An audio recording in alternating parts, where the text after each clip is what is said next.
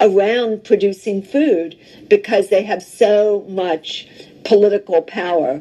Was this why Al Gore, even during his vice presidency, never addressed the issue of animal agriculture and failed to talk about it in his film, An Inconvenient Truth, or his organization, the Climate Reality Project? Was this truth just too inconvenient for even him? I felt let down by the man who inspired me on this entire path. I knew I needed to talk to an animal agriculture lobby group to see what they had to say. If they could silence the government, are they influencing and possibly have connections to these environmental groups as well? Animal Agriculture Alliance, one of the biggest livestock lobby groups in America, has agreed to an interview. Greenpeace won't give us an interview, but Animal Agriculture Alliance has agreed to an interview.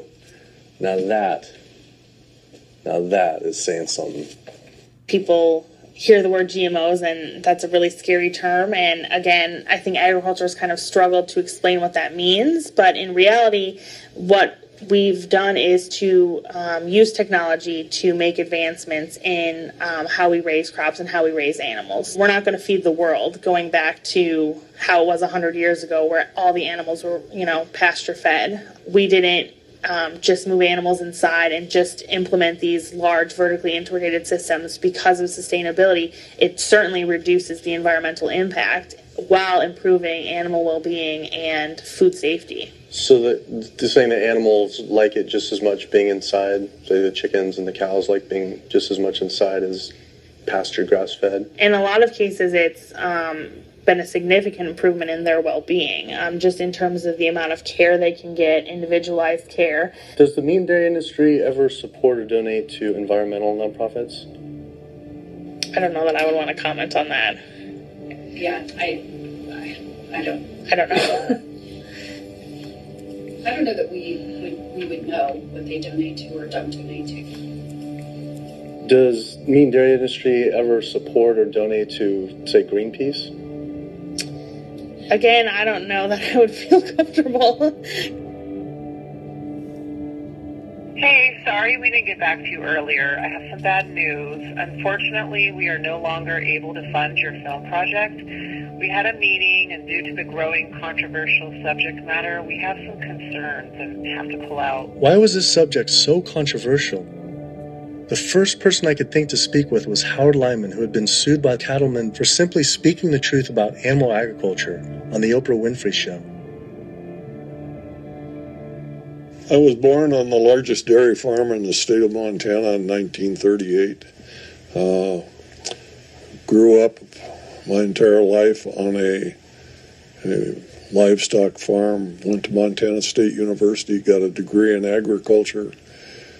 Came back and started a mega agriculture endeavor where I had 10,000 acres of crop, 7,000 head of cattle, and about 30 employees. So I spent 45 years of my life in animal agriculture, and so I've been there, done that.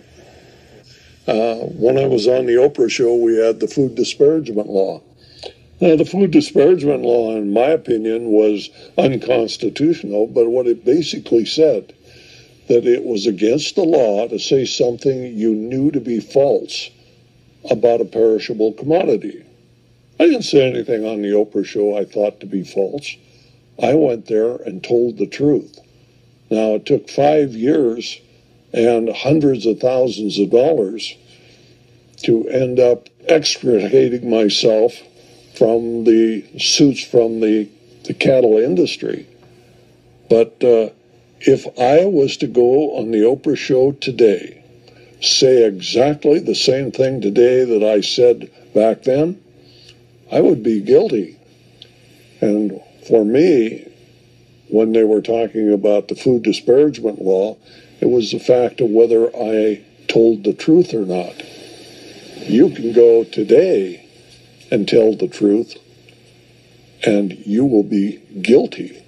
Because if you cause a disruption in the profits of the animal industry, you're guilty under the Patriot Act. Do you think there should be any concern of us making this documentary? Of course.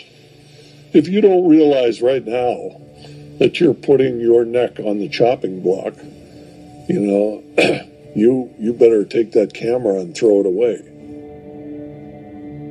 The animal agriculture industry is one of the most powerful industries on the planet. I think most people in this country are aware of the influence of money and industry on politics, and we really see that clearly on display with this industry in particular. Most people would be shocked to learn that animal rights and environmental activists are the #1 domestic terrorism threat, according to the FBI. And why is that? It's a difficult question to answer, why these groups are at the top of the FBI's priorities. I think a big part of it is that they, more than really any other social movements today, are directly threatening corporate profits. You know, when we try to find out how factory farms and how animal agriculture is polluting the environment, they try to claim exemptions to that information, either under national security terms or public safety, trademark issues, business. It's a business secret. We've seen all these attempts to keep people in the dark about what they're actually doing. You know, one of the largest industries on the planet with the biggest environmental impact, trying to keep us in the dark about how it's operating. Through the Freedom of Information Act, we obtained documents from the Counterterrorism Unit that show they were monitoring my lectures, media interviews like this one, my website, my book. Are we at risk filming this and showing it? You're going up against people that have massive legal resources. I mean, it's just overwhelming, the amount of money at their disposal. And you have nothing. And I think that fear is a big part of the tactic as well. Will was right.